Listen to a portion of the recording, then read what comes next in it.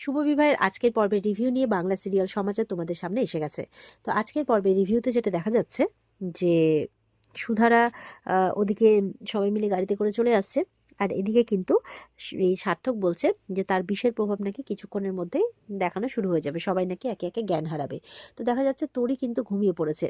তো জ্যোৎস্নাটা ভাবছে সারাদিন ধরে অনেক এদিক ওদিক দৌড়াদৌড়ি করেছে, তো মনে হয় ঘুম পেয়ে গেছে। তো তরিকে আলাদা জায়গায় নিয়ে গিয়ে একটু ঘুম দিচ্ছে। তরি তো মামাম মামাম করছে, তখন বলছে মামাম চলে আসবে, তুমি একটু ঘুমিয়ে উঠে নাও, তারপরে দেখবে মামাম চলে আসবে।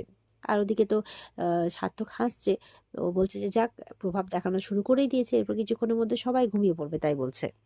ওদিকে সুধারা গাড়ির মধ্যে ঘড়ির টিকটিক আওয়াজের মতো একটা আওয়াজ পাচ্ছে। তো সুধা বলছে এটা কিসের আওয়াজ?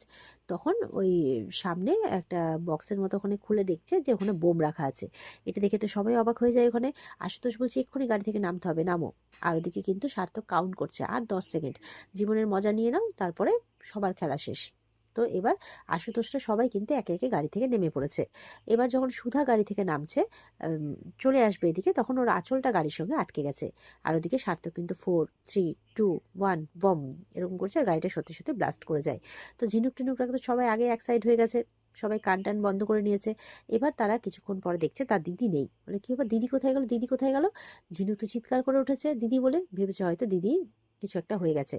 তখন দেখা যাচ্ছে কিছুক্ষণের মধ্যে সুধা চলে আসে।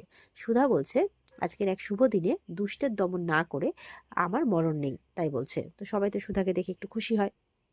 দিকে নকল তেজ কিন্তু মানে বলছে যে থানা থেকে ফোন এসেছিল, এমন মন খারাপের ভান করছে যে কিছু একটা ঘটে গেছে, মানে ও সবার মৃত্যু সংবাদ দেবে আর কি। তো সবাইকে বলছে যে সুধা, ঝিনুক, সমুদ্র, আশুতোষবাবু সবাই একসাথেই ছিলেন, কিন্তু ওরা যেই গাড়িতে আসছিলেন সেই গাড়িটা হঠাৎ করে ব্লাস্ট হয়ে যায়, আর কেউ বেঁচে নেই। একদম কান্নাকাটি করে একাকার অবস্থা দেখাচ্ছে সবাইকে। সবাই তো চিৎকার চেঁচামেচি কান্নাকাটি করতে শুরু করে দিয়েছে। মেচকা বলছে এই তো আমার সমুদ্রের সাথে কথা হলো এক্ষুনি, কী করে হয়ে গেল এসব, কী করে হয়ে গেল। সবাই, ঠাম্মি তো কাঁদতে কাঁদতে বসে পড়েছে, শরীর খারাপ করতে শুরু করেছে। জ্যোৎস্না বলছে না না, এমনটা হতে পারে না। এরকম চারদিকে এরকম ব্যাপার শুরু হয়ে গেছে আর কি। তেজ বলছে আমার ভাই সমুদ্র, আমার বউ সুধা, আর কেউ বেঁচে নেই, আমার বোনের বর আশুতোষবাবু কেউ বেঁচে নেই, এইভাবে বলছে। এবার বলছে যে ঠাকুর পুজো টুজো করে কোনো লাভ নেই, কী হবে? এই বলে ঠাকুরের সামনে গিয়ে ঠাকুরের ফুলের ভোগের থালা এটা ছুঁড়ে ফেলতে যাবে কি, তখন সুধা এসে হাতটা ধরে নেয়। আর সুধাকে দেখে তো তেজ অবাক হয়ে যায়, আর বাড়ির সবাই ঠিক ততটাই খুশি হয়ে যায়। তো এবার বলছে সুধা, তুমি, সুধা বলছে বেঁচে আছি, কি ভেবেছিলেন মারা যাব? এত সহজে তো আমি দুষ্টের দমন না করে ভগবানের আশীর্বাদে আজকে ভগবানের এক পবিত্র দিনে দুষ্টের দমন না হয়ে তো আমি মরতে পারি না, তাই বলছে। তো বাড়ির সবাই বলছে সুধা তুমি ঠিক আছো, ঠিক আছো? সবাই বলছে, জ্যোৎস্না, ঠাম্মি সবাই বলছে বলছে হ্যাঁ আমি ঠিক আছি। বলছে আর বাকি আশুতোষ, আশুতোষ, সমুদ্র, ঝিনুক, বলছে সবাই ঠিক আছে। তখন এক এক করে সবাই চলে আসে। তখন বাড়ির মেজকা বলছে তেজ যে বলল যে গাড়ি নাকি ব্লাস্ট হয়েছে, থানা থেকে ফোন এসেছিল। আশুতোষ তখন বলছে হ্যাঁ, এটা সত্যি কথাই যে মানে আমরা যদি গাড়ি থেকে ঠিক সময় মতো নেমে না যেতাম, তাহলে আমাদের কারোরই মানে বেঁচে থাকা সম্ভব নয়, কিন্তু ভগবানের আশীর্বাদে আমরা সবাই বেঁচে আছি। তখন সুধা বলছে মানে এই সার্থক তখন এক সাইডে গিয়ে দাঁড়িয়ে পড়েছে, ভাবছে এটা কি করে সম্ভব। তখন সুধা বলছে ওই যে কথায় বলে না, রাখে হরি তো মারে কে। তেজের মা বলছে আমি জানতাম সুধা আছে, আমার পরিবারের কোনো ক্ষতি হতে পারে না, বাবা ভোলা মহেশ্বরের কৃপাতেও আমার পরিবারের কোনো ক্ষতি হতে পারে না, তাই বলছে। তো বলছে চলো এবার জোরে জোরে পুজোয় বসো, ঠাম্মি বলছে।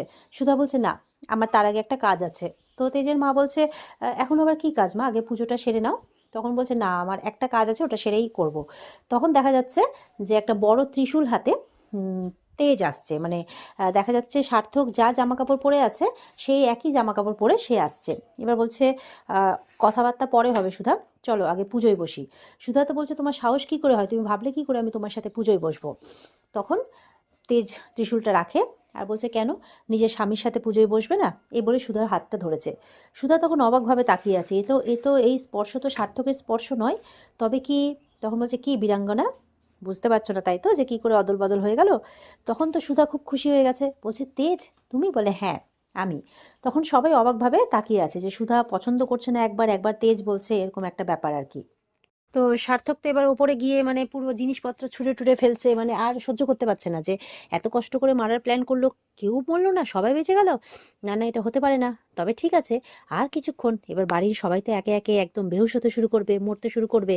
আর তারপরেও যদি কেউ না মরে, তাহলে রিভলভারটা বের করে ঢাই ঢাই ঢাই ঢাই করে সবকে নাকি উড়িয়ে দেবে তাই বলছে। এই বলে খুব হাসছে। আর নিচে দেখা যাচ্ছে যে আসল তেজের সাথে সুধা বেশ ভক্তি ভরে একসাথে দুজন মিলে শিবের মাথায় জল ঢালছে। ওদিকে ঝিনুক আর সমুদ্র তাই করছে, আশুতোষ জ্যোৎস্নাও তাই করছে, সবাই জোড়া জোড়ায় পুজো দিচ্ছে। তো বাড়ির বড়রা সেটা দেখে খুব খুশি। তো এবার পুজো দিচ্ছে। ঠিক ঠিক সেই সময় নিজের প্ল্যানকে সাকসেস করার জন্য ওপর থেকে সার্থক নেমে আসছে। নেমে আসতে একদম দেখে চমকে গেছে। এ কী অবস্থা, এও বেঁচে গেছে, এরা তো সব দেখছি ভাগ্যের জোরে বেঁচে যাচ্ছে, এসব কি হচ্ছে আমার সাথে, না না না এমনটা হতে পারে না, এমনটা হতে পারে না। ঠিক সেই সময় সার্থক বলছে, এই দাঁড়াও, কে তুমি, কি করছো, এ তো বীরজু। তখন সবাই তো দেখে অবাক, এক তো দেখতে এক আর তার মধ্যে হচ্ছে পোশাকও এক। তো এবার কে বীরজু আর কে তেজ চিনতে পারছে না। ঠাম্মিরা বলছে, এ কি, এবার কি করে বুঝবো কোনটা আসল তেজ আর কোনটা নকল তেজ? তখন মেচকা বলছে, তাতে আবার কি, ওই জিজ্ঞাসা করলেই হয়ে যাবে, একজন সবকিছু বলতে পারবে, একজন সবকিছু বলতে পারবে না, প্রমাণ করলেই হয়ে যাবে। তো বলছে, সার্থক বলছে আর কি, না না এইসব আর কোনো কিছু হবে না, এই বীরজু তুমি স্বীকার করো যে তুমি তেজ নও, তুমি বীরজু। তো বলছে, স্বীকারোক্তির কোনো দাম নেই, সবকিছু প্রমাণ হবে। যদি আসল তেজ হও তো তুমি তোমার প্রমাণ দাও আর আমি আমার প্রমাণ দেব, তাই বলছে। প্রশ্ন উত্তরের খেলা আবার হবে। সুধা বলছে, কিন্তু তেজ তুমি তো পুরনো সব কথা ভুলে গেছো। বলছে, কিচ্ছু ভুলিনি আমি সুধা। জোরে জোরে বলছে, আমি জানি তোমার প্রিয় রং সাদা আর তোমার প্রিয় ফুল জুই। সুধা তো শুনে খুব খুশি হয়ে যায়। বলছে, আমার সুধাময় ভালোবাসে এক কাপ চা খেতে, ভারে হাফ হাফ করে দুজন মিলে।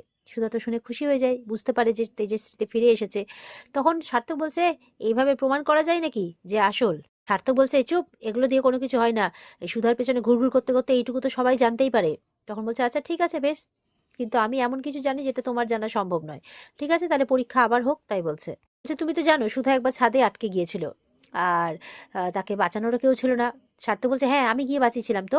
বলে, হ্যাঁ ঠিকই আছে, তুমি গিয়ে বাঁচিয়েছিলে, সবই ঠিক আছে, কিন্তু ওকে আটকে ছিল কে? বলছে, চুপ করে গেছে, কিছু বলতে পারছে না। বলছে, সুধা ডায়েরি লিখতে ভালোবাসতো, সুধা ডায়েরিতে তার সব কথাই লিখে রাখতো, কিন্তু এই কথাটা তো সে লেখেনি ডায়েরিতে। তাই ডায়েরি পড়ে তুমি যতটুকু জেনেছো ততটুকুই বলতে পেরেছো। এবার ডায়েরির মধ্যে যেই তথ্যগুলো লেখেনি সেগুলো তো তুমি বলতে পারবে না, সেগুলো আমি বলতে পারবো। তো বলো।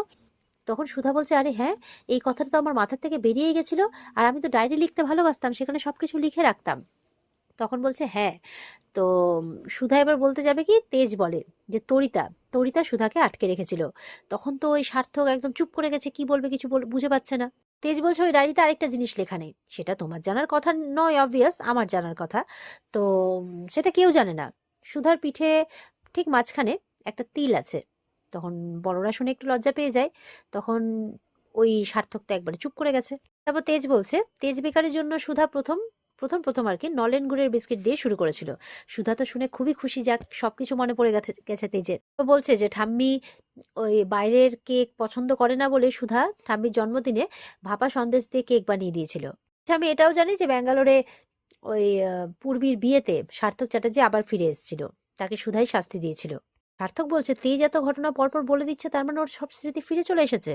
সুধা বলছে, দেখলেন তো ঠাম্মি, আমি আপনাদের বারবার করে বলেছিলাম যে এই বীর্যুই হচ্ছে আমাদের তেজ, আপনারা কেউ বিশ্বাস করেননি আমার কথা। আমার গর্বের সন্তান কোনো পাপের ফল নয়, আমার আর তেজের সন্তান। তেজ বলছে, ঠাম্মি এত বছর হয়ে গেল, তাও তুমি আমার সুধাকে চিনতে পারলে না? এই মেয়েটা আমার জন্য, তোমাদের সবার জন্য সবকিছু উজাড় করে দিতে পারে, তাকে চিনতে পারলে না তোমরা? না ঠাম্মি, সুধার পবিত্রতা নিয়ে প্রশ্ন করে তোমরা সত্যি ভুল করেছো। ঠাম্মি তখন বলছে যে, এটা আমি কি পাপ করলাম ঠাকুর, নিজের হাতে আমি এই দাদুভাইকে মানুষ করেছি, আমি নিজের দাদুভাইকেই চিনতে পারলাম না। তেজ তো বলছে, আসলে আমাকে ভুল চেনানো হয়েছিল, এই লোকটা আমার রূপ ধরে এসে আমাকে মেরে ফেলার চেষ্টা করেছিল আর কি।